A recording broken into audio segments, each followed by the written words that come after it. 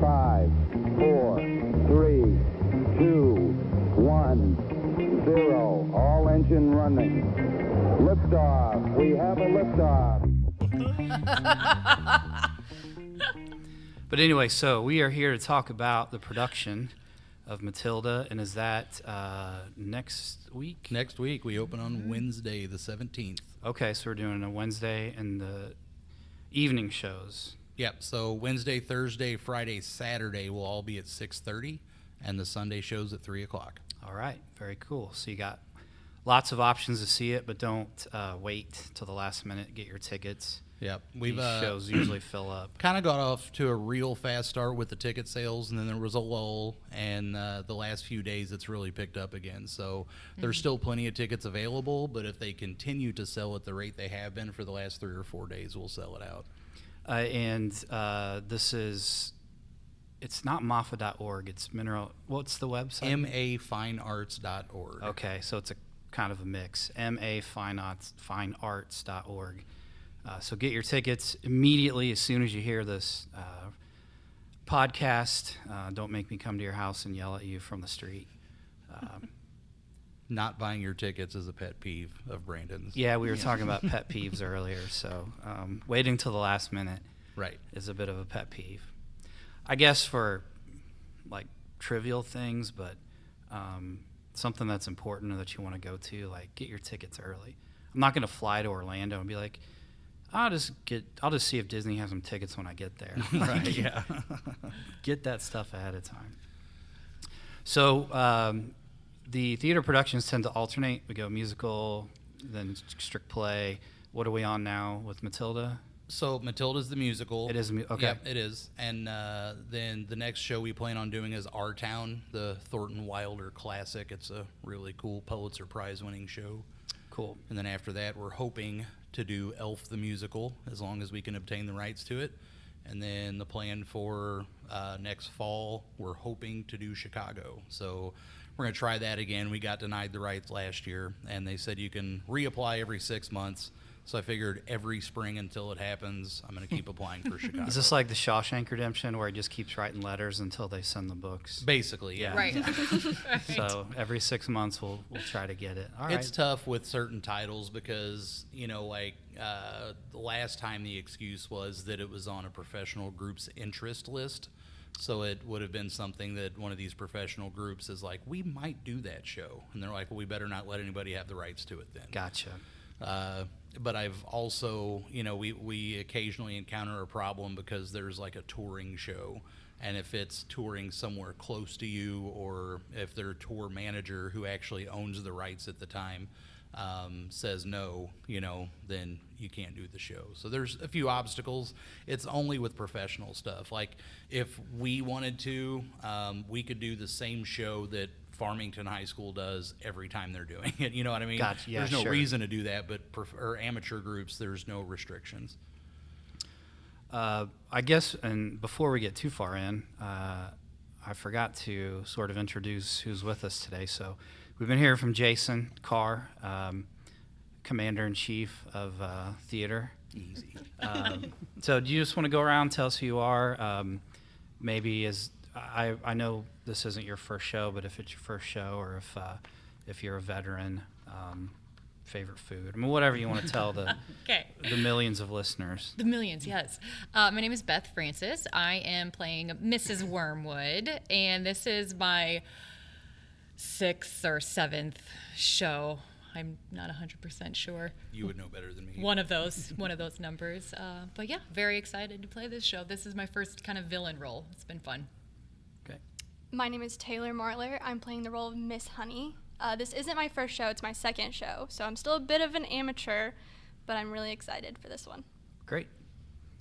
I'm Jen Stokes. I am playing 2 roles. I play Miss Phelps, which is the librarian, and then I'm also the understudy for Agatha Trunchbull. And I think Jen has been like 73 shows. Yeah. Or something. counting the ones from Mac, it's been a lot.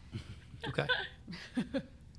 Hi, I'm Brian Womble, and I am playing the part of Miss Agatha Trunchbull for the majority of the shows. Yeah, and I'm a dude. And just, I mean, just in case.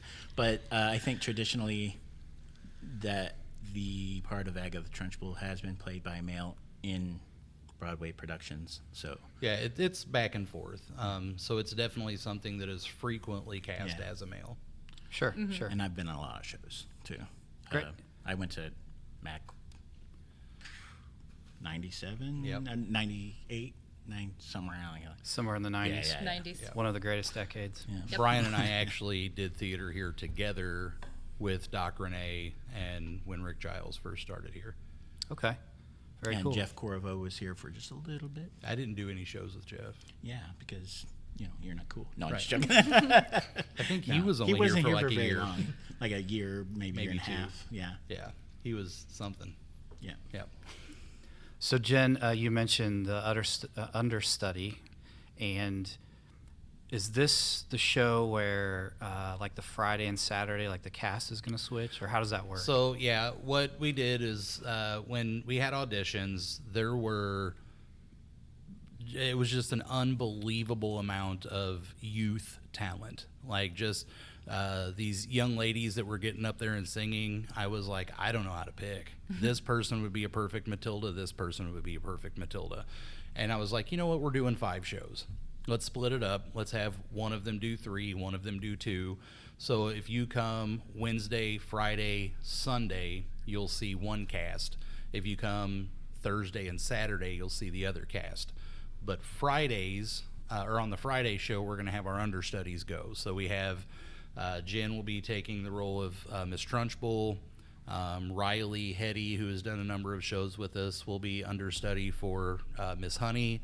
And Alice, I almost said DeClue, but that's not right. Alice Martin will be covering Miss Phelps, which is Jen's role. So the night she's playing Trunchbull, Alice will play her role. How difficult is it to prep for 2 different roles like that versus just one? Well, I kind of had to take it a day at a time. My script, which I have to purchase, I had to mark it completely up. I had to highlight both, both parts, one in one color, one in the other, and I just had to, okay, I'm going to rehearse this time, and I'm going to read for this person, and I just, a lot of practice. When Brian's on stage, I'm backstage saying the lines in my head, different things like that. It's just... it wasn't easy, but it's a lot of fun. I asked Brian if he wanted to play Jen's role on the night that she was Trunchbull, and he was like, you know what? I don't think I do. No. And now I'm like, oh man, I should have done that because that would have been fabulous. But, or my wig, it would have been great. Yeah. Oh my gosh, it would have. Yeah, You missed yeah, it. if You you missed come- it. Mr. Phelps would have been awesome. You come watch the show, you'll get to see Brian in a very large birdseed bra. Nice. Yep, and H cup. a skirt. Yep. I feel like if I were, splitting time, I'd be in the audience like, man, this person's playing this is really bad, aren't they? You should come to the Tomorrow Show. I heard that person's a lot better. Yeah, it's crazy though because both of our child casts, I put one group together that's mostly like 8 and 9-ish year olds, and the other one's like the 10 and 11 year olds. So it's not a drastic difference, but either one of those groups of 4 could easily just do the show. It's just interchangeable, yeah. Yeah, and they're incredible. Like if you get to listen to some of these kids sing, and like the dancing ability of some of them and stuff, you're like, there's the future of the arts around here is in really good hands because there's so much young talent, and we're talking everywhere from 6 and 8 year olds all the way up through the high school kids. There's a whole lot of talent around here. Taylor, you said this is your second. Is this was your first show also a musical, or was that more of just your straight play? It was also a musical. The last one I did was Sweeney Todd. That was my first one. Okay. Yeah. And you have you gotten the bug or the itch? I now? have. A lot of people's been telling me that that's a thing, that once you start, you can't stop, and I completely understand why now.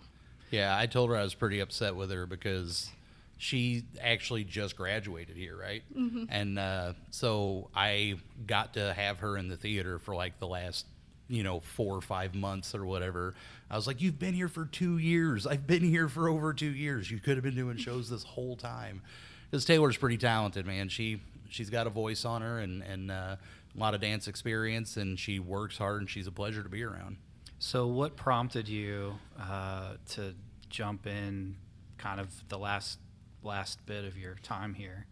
Well, I've never really had much time before with playing softball and like academic wise, but come December I was preparing for my music major recital, and Jason came up to me after my rehearsal and he's like, hey, we're having Sweeney Todd auditions, you should come join. And I took that day in between when he told me and auditions, and I was like, I actually have time right now.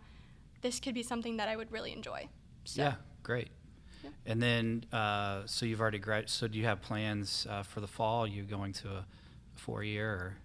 Or? Now that I've graduated and I've retired my jersey, I've decided to stick around here and do online class through CMU and help assistant coach the MAC softball team. Oh, awesome.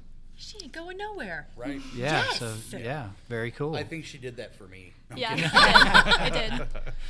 Well, I suspect that if not in the fall, for sure next spring, then you'll probably be back when we talk to the different athletic teams, we talk to teachers, and obviously this is our third maybe podcast we've done with theater productions. I know we missed one. Yeah, we missed Romeo and Juliet. Yeah. I mean, everybody knows what happens in that one. That's why I've still never watched Titanic. I was about to say that, like the boat sinks. Like, right, yeah. I already know what happens. I know how it ends. So, size of cast, is this a big production? Yeah. When initially we had 71 people audition, we had 2 people that didn't accept their roles, and then I think we've had 2 people that have had to drop out for various reasons. And so, I mean, we're still upper 60s. Wow. Yeah. The largest show we've done was Seussical. We had 81 in that one. And it was sometimes a nightmare, and this one kind of can be too, but we're doing all right, and for the most part the kids really seem to be enjoying themselves, and the final product's going to be pretty impressive. Is there a sweet spot when it comes to size? I mean, you could have a cast of 5 or a cast of 50, but is there something in there that's just perfectly manageable? So I think if you're doing a musical, you need to have, really depending on what it is. You don't want to take a show like Little Shop of Horrors and make it a cast of 40 people. It's a great show to have 12 to 15 people in.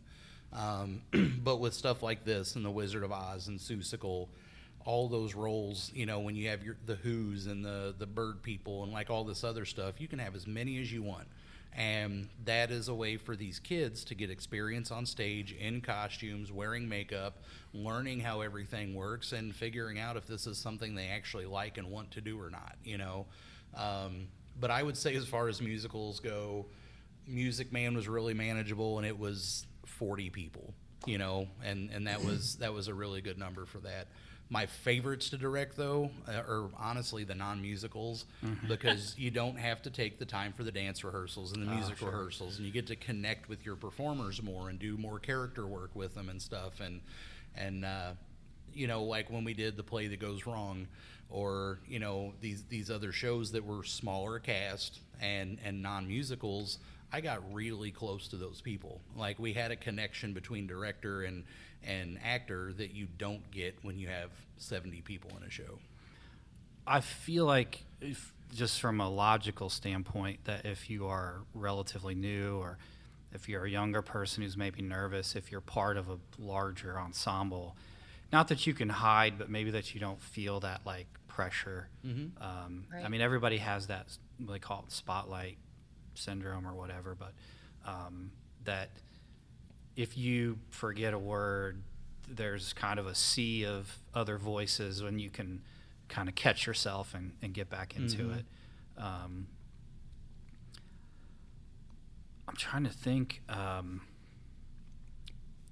don't know. I think we've touched on this with Sweeney Todd a little bit in the chair and having the pit behind it. What's the set build like for this? So this one's pretty minimal. There's a lot of stuff, but we don't have a big set built. There's like one platform in the back, and that's the only permanent thing. And other than that, we're rolling on furniture, and that goes off, and the desks for the classrooms. The desks are a nightmare. They're a bit of a pain. Because you have a desk and a separate chair and children for each one that all have to get up and go quietly. Yeah. So Quietly. Yeah. Quotation marks. Right. And so we've gone from herd of buffalo to a herd of really large dogs. As far as like, it's getting a little better each day, but it's still way louder than I want it to be once we have an audience there.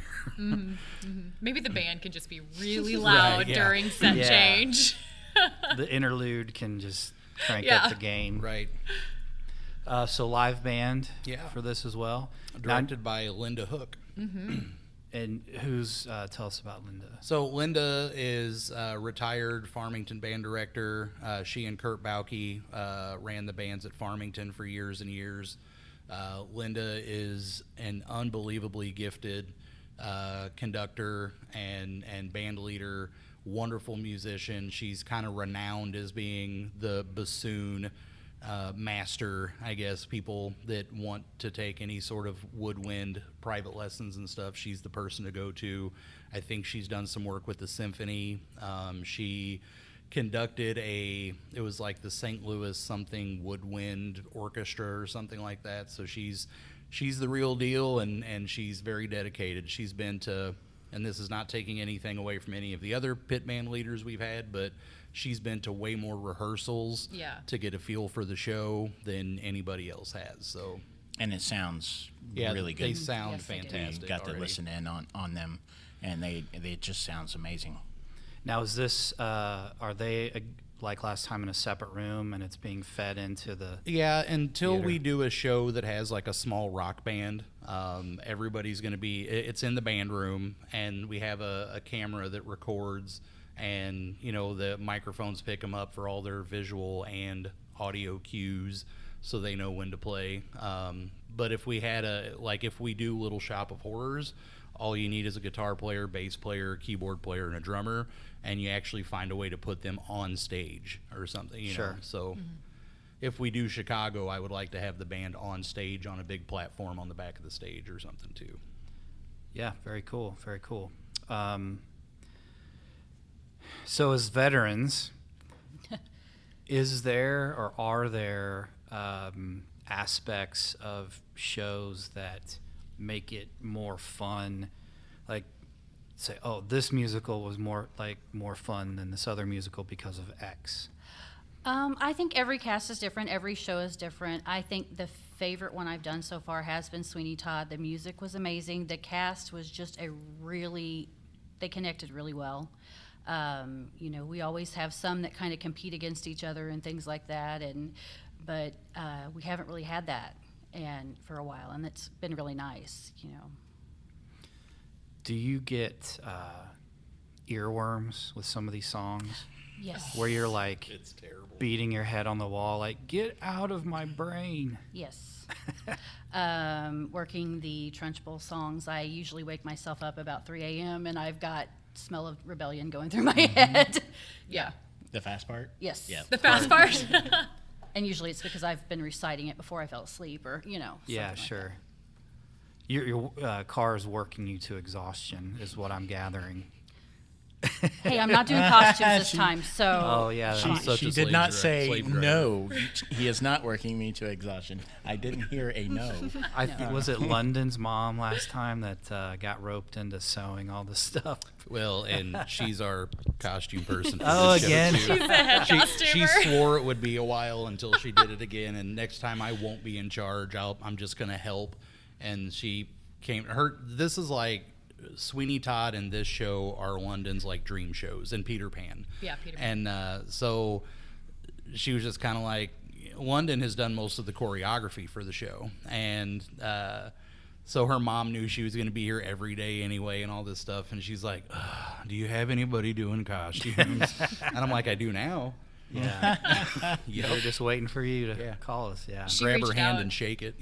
She reached out a couple weeks before, auditions and everything, and she's like, "Yeah, I think I'm gonna do costumes. So if you're coming to auditions, I'd love some help." I'm like, "I can help pull, sure." But she's like, "Yeah, London's gonna be there every night. Nakota wants to do it, so it's like, why not? Right. Gonna be there." Yeah, she has now 2 theater kids. Mm-hmm. And he's doing Nakota is London's little brother, and he's doing a great job too. Yeah. He plays the role of Bruce. Yes. And killing it. Yeah. The role Bruce, for those that remember the movie or have watched the Netflix musical, it's the kid that gets forced to eat all the chocolate cake. Miss Trunchbull is upset, blaming Bruce for taking a piece of the chocolate cake, and makes him eat this enormous chocolate cake in front of everyone. Semi-related. I think it was Parks and Rec, the TV show. Love that show. Yeah. They were talking about doing takes with Chris Pratt's character, Andy, and that how normally when you do a bunch of takes where he was like eating a burger, they'd have like a spit bucket, and they said that he just ate like 18 hamburgers. Like he just ate them. Like they did like 18 takes, and he just kept eating them. It's like that Homer Simpson meme where the demons got him the donuts, and he finishes them off. I think we did have a situation yesterday when we were trying to, because he's got to eat it's got to look like he's eating a cake. Sure. And so, is it pudding? I think that's what they used. Yeah. They have a little thing of pudding to show chocolate around his mouth, but they didn't take into consideration the microphone, and so so they're trying to find the logistics of getting fake cake frosting on his face without getting it on the microphone. I'm not really sure what happened, but after that scene, he was like wandering around, like freaking out. What do I do? Because the stuff was like on his face or whatever, and like he still like has to be on stage for a little bit. But he like walked away from everybody and is like walking toward me off stage, and like I don't know if he just had like a mini meltdown or just didn't know what to do or whatever. I think it's because he had a little chocolate on his microphone, and he's like, "Oh no!" Yeah. I don't want to be wrong about this, but do you have kids, right? Mm-hmm. And now you're the villain in this. I am. Do you find yourself being the villain at home when carrying over? Oh, I mean, I am a with strict your mom, own? so I mean, just Okay. full disclaimer there. So they probably already are saying like, yeah, she's the villain. So. It was typecast. It was typecast. That's what my husband said. He's like, they just keep typecasting you. I was like, not really, but all of my roles have been like on the more maternal side, which I'm Right. totally fine with doing. But this is my first villain one, and it's not so much of it carrying on into the home. It's more so while I'm like actively on stage delivering these lines. The girls that are playing Matilda are amazing, and they just get this look as they're acting of so much deceit that like my heart is breaking as I'm saying these very mean things to them. But it's been an absolute joy and so much fun to play. But yeah, I say some mean things as Matilda's mother that like afterwards I'm like, I'm sorry. I feel like if your kids come to see the show, they're going to be like, "Yeah, welcome to my world," you know. Well, they're both in the show. They're in the Oh, show. Actually, okay. yes, Okay. yes. Like, Well, hey, not yelling at me for once. Right. And it's a little exactly. different for you than it is for Trunchbull because you're her mother. Right. Right. You're her mother saying mean things. She's just another maggot to me. Exactly. You know, so. Number 47. And Yeah. she's coming over to be like, can I tell you a story? And I'm like,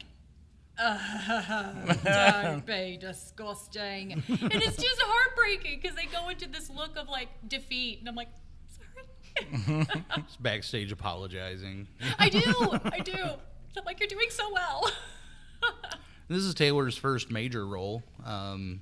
She had the ensemble role in Sweeney Todd, and this show she's taken on a pretty big character and is kind of the person that Matilda can really rely on and take care of her. And Miss Phelps is a good connection for her too, but I think Miss Honey actually ends up with Matilda, so basic of that. Yeah, spoiler. Oh, spoiler alert. Yeah. Too soon. We already talked about how Titanic ends. I Yeah. thought we were spoiling stuff. Where did those jokes go? The too soon jokes. Be like, talking about Lincoln's assassination. Like, whoa, too soon. Yeah. Too soon. Now the fundraiser a couple weeks ago. Yeah. That was that for the Fine Arts Academy in general, or It was for the show for the show specifically. specifically? Yep. There's a lot of big expense, between just the rights to do a show. I don't think a lot of people realize how much that costs, Yeah. Right. You can assume with our facility that you're going to be right around $1,000 per night for each performance that you do. So this show, we paid about $5,000 just for the rights to do the show. And that's not including any lumber, paint, costumes, makeup, anything. Sure. So, we have these fundraisers to help offset some of that cost, and people have been very generous. We did pretty well at the trivia night. Would have been a lot more pleasant, had the air conditioner been working that night. But everybody stuck around, and we still had a good time. And they're doing construction over there, and so that kind of interferes with keeping it cool. But I not really complaining as much as I'm saying I'm proud of everyone for sticking around through it. So You gotta want it. right, You yeah, gotta, that competitive drive to win. yeah, trivia. for sure. And it was a lot of fun, And the team that won, they were like, that was really cool. They're like, we go to a lot of trivia nights, and they're like, I don't think you asked a single question that we've ever heard at another trivia night before. Your questions are unique. I would Yes. agree with that. Yes. You have very unique questions. Spelling category. Every time spelling. I used to do math too, but people got real mad. I just handed it over to Tim at that point. My husband, I was like, you just answer these. As a table, our post discussion was the comic book names. Yeah, We're like, if it would have been flip-flopped, correct. it would have been like, it's like, I recognize that name, but I can't figure out who it is. Because some of them were like, dude, I have no idea who that person is. But if we heard the name, be like, I think that's Daredevil, Yeah, instead or of giving whoever. you, and I had it the other way around at first, and I'm Yeah. like, I feel like that's too easy. So Yeah, some of them were pretty, like Ben Grimm and Scarecrow. Scarecrow. Yeah. Like I have There no were some, idea. random I got kind of Ben. obscure That's about ones. it. Green Arrow, I think was yeah, one. Green Arrow. And I was like, shoot, I don't know, but if I heard like Daredevil, it's like we should know this. We couldn't come up with it, but if we had heard it, we might have had a shot. I was getting like the first name of the characters or the last name, and not the rest of it. Like, We'll say that we crushed the '90s alt rock band. You're welcome. We got an 11 out of 10 if you count the mulligan. All right. Yeah. So no, it was a good time. Now, is that something you want to try to do for more shows in the future? Or? So the plan is just during the summer, because Just once yeah, in the yeah, summer. just once a year, because I'm one of those people that if someone donates or contributes to a show, I don't log that as like they're going to help us every time. Right. You know what I mean? Like I don't want to go out and reach into too many pockets too often, because people eventually they'll back off, and so I feel like if we just have one big event every year, and I'm hoping it continues to grow. It's gotten a little bigger every year. So hopefully 2 years from now, we've got that room full and we've got 40, 45 teams in there, you know. But, until then, it definitely helps us offset some of the cost of doing the shows. But we try to sell a little bit of ad space in the programs, but we don't go crazy with it. We, talk to people about sponsorships, but we don't go crazy with it. I just don't want to overdo it and people feel like that we're just taking, Yeah. No, it's definitely a balance. And then plus, MAC has its own trivia, and usually in January, and Chambers of Commerce, and so it's kind of like golf scrambles. You don't want to have. I mean, there's already. You could pick one every weekend if you wanted to. Right. So, you don't want to feel like it's just a one-sided transaction. But I don't think people realize just the rights to do it is a big expense. I'm wondering if you could change the script just enough, like Vanilla Ice and David Bowie. It's got that extra beat in there, so it's a different song. Yeah. It's not Matilda, it's Matilda. So people often get in trouble for those Do they? things. There was Not with this director. It's not the same. Yeah. Yeah, there was Scamilton. So there was a church that basically rewrote all of the music in Hamilton. They rewrote all the lyrics. Yeah. And but it was basically like all the same music, and they got caught performing it, and it turned into a pretty big deal, and it was all over. Yeah. But You don't want SWAT descending on the theater at Mac and handcuffing 9-year-olds. right, yeah. Even like Weird Al Yankovic and people that do parodies and stuff like that, they still have to ask permission Right.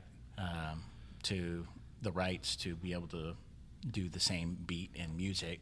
The only free shows are the public domain things, stuff that's, over 100 years old and hasn't been modified. So if somebody does an adaptation of A Tale of Two Cities, then you have to pay for the rights to it. But To if do it's that the specific- original okay. story that's not a script, you know what I mean? So if you have something that the script exists from over 100 years ago, all the Shakespeare stuff, you can do that for free. But everything else, somebody holds the rights to it. I'm assuming it's maybe different depending on the genre, because like art, this is like 70 years after the artist dies or something like that, or I can't remember. You're saying it's 100 if it's in public domain? I thought that's what it was. I think if it was printed 100 years ago, it might be 75, but Yeah, I don't know. yeah. So anything you find that's prior to that, and the kind of cool thing I guess with that stuff is too is you can make changes. Right, sure. So you can change the era or the theme or the costuming and all that stuff. So it's pretty neat to have that kind of freedom to change a story around a little bit. But sometimes you go watch a show and you're like, I don't know why they did that. Like it gets a little crazy sometimes. Yep. Creative liberty is a little. Yeah. Yeah, speaking of time, I like these references. Are like, oh, in the late 1900s, and I'm like, you mean the 90s? Like, that was just 3 years ago. Right. Not, It was, yes. Oh yeah, the late 1900s. It's like, good grief, Yeah. I ages me.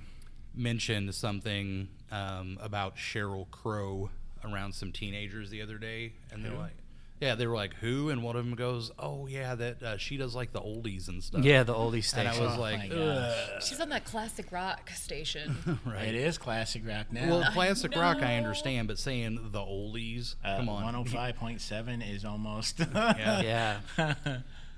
Yeah. Regardless of what you think of the film itself, one of the Star Trek remakes, when they're toward the end, and the gist of it is they play this analog song over the UHF frequency, and it disrupts the aliens' digital technology. And they play Beastie Boys Sabotage, and Spock's like, I think this is like like one of the classics or classical music. It's Right. like, nice. That's awesome. Just think in 100 years, people will be able to do plays of Back to the Future, and that'll all be public domain. They do have a play. They Yeah, have a it'll be at the musical. Fox here pretty soon. Oh yeah, I don't It's know why supposed- that movie came to top of mind, but Yeah, it's supposed to be one of the coolest tech shows ever on stage. Like, the Sure. things that they do to make it look like a DeLorean disappears on stage and stuff. That's supposed to be pretty advanced and crazy lighting and stuff. one of these days I'll have a hoverboard. I'll probably be too old and brittle to ride one, but that was such a big. I don't know why that movie came to mind, but yeah, 80s and 90s, man. I was always the kid that, like, the idea of the hoverboard was cool, but if something like that went awry while you were riding it, is it just going to take off straight up into the sky? You know what I mean? I was like, even if that did exist, I don't think I'm going to do it. Not for me. Yeah. I don't even want to ride a regular skateboard. What makes me think I'm going to ride a hoverboard? So once again, it's give us the .org, mafinearts.org.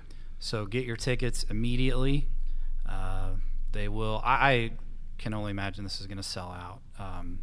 It is running next week. You've got 5 shows, 4 in the evening, and then the Sunday is the matinee. You can find all that information on the website. Trying to think. And theater camp starts the day after Matilda ends. So we finish the set, or we finish the show, we tear down the set, pack it all away, and the next day we're going to have 80 to 100 kids in here doing theater camp. Now, theater camp, is that a week long? Yes, it'll be Monday through Friday, the 22nd through the 26th, 9 a.m. to 4 p.m. We provide lunch. They get a shirt, and we provide a snack every day. And it's $95 for the whole week. So the kids get to come and have fun, learn some stuff, make some new friends, and get fed every day. And it's cheaper than childcare. And those stay-at-home parents, it's a way to get the kids out of your hair for a week. Yeah, it's a vacation for mom and dad, and for sure. So, and can you still sign up for that? Absolutely. We will accept registration up until the first day of camp. Okay. And that's also on the same website, is that correct? Correct, yep. All right, you can find out about theater camp. And then there's 2 more. The following week will be the show choir camp. Okay. And then the week after that will be the middle school band camp. Okay. So lots of opportunities for kids to get involved. Theater, choir, all sorts of things. And we just came off of we'll have to have a discussion sometime about the big band camp that just concluded. That was a really big success. So yeah, it's exciting. Get your tickets next week. Anybody have any final nuggets of wisdom that they want to pass along? Not a lot of wisdom in this. To my Well, in this world, to my mom and winners and whoever there else are is listening. losers. Yeah, no, just don't wait, because I highly doubt there's going to be any available at the door. I highly doubt it. Yep. And these kids are incredible. And not just the kids, the folks in the room with you are really great too, but it's the kids that, that the people end up talking about when they walk away from the show. We've got some really colorful characters, Mr. and Mrs. Wormwood. Rodolfo. And Rodolfo, Miss Wormwood's dancing partner. You'll get to see a high school kid in a bodysuit. I know. That sounded a little... I know. That was the funny part. But If you weren't sold on coming to the show Right, yet, Now you that are. was the tipping point. right. There's a lot of No, animal he's- Born print. excited out about Brian in a bra. Yeah. No, but his name is Magnum McCormick, which is like, he's already a celebrity with that name. Right. But he's from Potosi High School, great kid to work with, works really hard. He's really funny, very talented kid, and he has taken this small little one scene bit role, and he's going to steal the scene. Like he's fun to work with. And then Ashton Dane, who has done a number of shows here, he has a very small role, and I think he only had 6 or 8 lines in the whole show.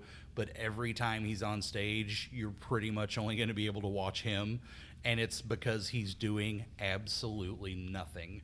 Everybody else is all frantic and stuff, and he's just staring blindly off into space or at the TV or whatever. And it's way more funny than I'm making it sound. But I pretty much live that role at home, according to my wife.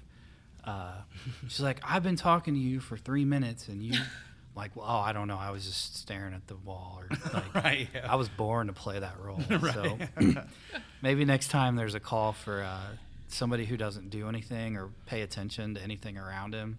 right. Well, then you Call can be me the up. director. Yeah. No! I don't have my drum kit in here. We can do that. Right. Well, with that, on that note, that's a good way to end it. Thank you all for coming in. It's always fun to talk to the cast. And I don't know, maybe people listening, it'll prompt them to get out and buy a ticket or two. But regardless, it's always fun to kind of get the inside perspective and joke around a bit. So cool. Well, thanks. Anybody that's made it this far, go get your tickets, and we'll see you next time.